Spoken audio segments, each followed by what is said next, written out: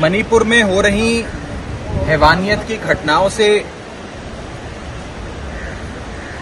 सरकार से जवाब मांगने के लिए आज आम आदमी पार्टी और आम आदमी पार्टी के सदन के नेता संजय सिंह जी ने लगातार चेयरमैन साहब से निवेदन किया कि मणिपुर के विषय पे चर्चा हो, मणिपुर के विषय पे सरकार जवाब दे कि हमारे देश का एक अभिन्न अंग, हमारा एक महत्वपूर्ण बॉर्डर स्टेट मणिपुर क्यों जल रहा है, वहाँ क्या परिस्थिति है। दोनों राज्यों में भाजपा की सरकार, केंद्र में भाजपा की सरकार, मणिपुर में भाजपा की सरकार, डबल इंजन की सरकार चल रही है, लेकिन फिर भी मणिपुर क्यों जल रहा है, इस विषय पे चिंता व्यक्त करते हुए चर्चा की मांग करी। सदन की कार्रवाई जब शुरू हुई, अपनी ही निर्धारित जगह पर खड़े होकर मांग करते रहे संजय सिंह जी कि मौका मिले अपनी बात रखने का, मणिपुर पे चर्चा मांगने का, लेकिन चेयरमैन साहब ने हमारी ओर नहीं देखा। संजय सिंह जी को छोड़िए, विपक्ष की ओर ही नहीं देखा। तो 8-10 मिनट तक रिक्वेस्ट करने के बाद संजय सिंह जी चेयर के पास गए और विनती करने का प्रयास किया कि मणिपुर पे चर्चा कराई जाए।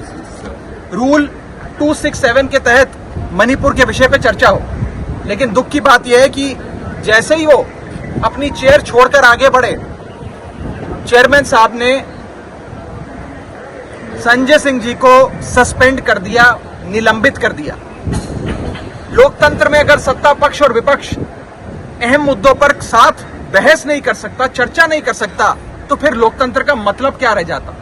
मैं पूछना चाहता हूं, ऐसा कौन सा गुनाह संजय सिंह ने कर दिया, ऐसा कौन सा अपराध संजय सिंह ने कर दिया कि उन्हें सस्पेंड करना पड़ा आज। क्या चर्चा की मांग करना कोई अपराध है? क्या मणिपुर के लोगों की आवाज उठाना कोई अपराध है? क्या मणिपुर की बेटियों की चीखें भारतीय जनता पार्टी के नेताओं के कानों तक पहुंचाना कोई अपराध है? और अगर ये अपराध है तो फिर सिर्फ संजय सिंह को नहीं, पूरे विपक्ष को सस्पेंड करिए।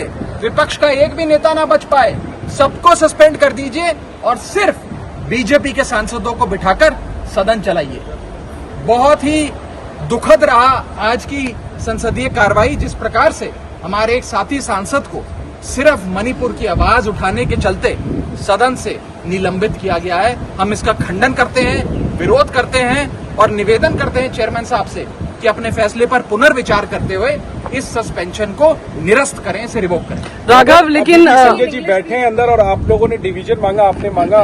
देखिए, सस्पेंशन के दौरान भी जब वो सस्पेंशन की कार्रवाई शुरू हुई, मैं भी चेयरमैन साहब की ओर जाते हुए मैंने भी उन्हें आह्वान किया कि डिवीजन कराइए। अगर सस्पेंशन का कार्यक्रम ये कहता है, सस्पेंशन का मोशन ये कहता है कि सस्पेंशन का मोशन जब मूव किया जाता है उसके बाद सदन के भीतर मतदान होता है कि कितने सदस्य चाहते हैं कि मेंबर को सस्पेंड किया जाए और कितने सदस्य चाहते हैं इस मेंबर को सस्पेंड नहीं किया जाए।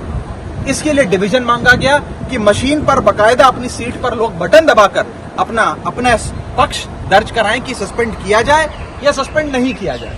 दुख की बात यह है कि हमारी भी आवाज नहीं सुनी गई और मात्र वॉइस वोट से सिर्फ सत्ता पक्ष की ओर देखते हुए इस सस्पेंशन को अंजाम दिया गया।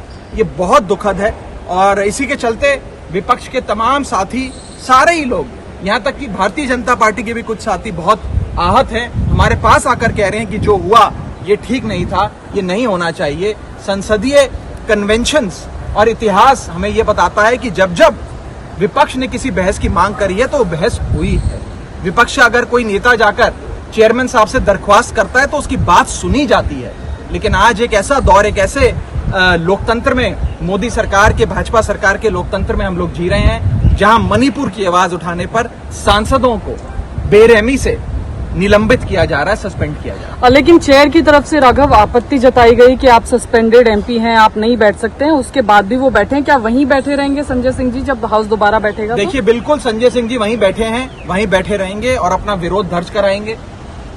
आज विरोध दर्ज कराने के लिए स्थिति ऐसी आ गई है कि सांसदों को सस्पेंड किया जा रहा है और सस्पेंशन के बाद सांसदों को अपनी आवाज और अपना विरोध दर्ज कराने के लिए सदन के भीतर बैठना पड़ रहा है। इससे ज्यादा दुखद चीज शायद ही भारत के लोकतांत्रिक इतिहास में आज तक नहीं हुई होगी।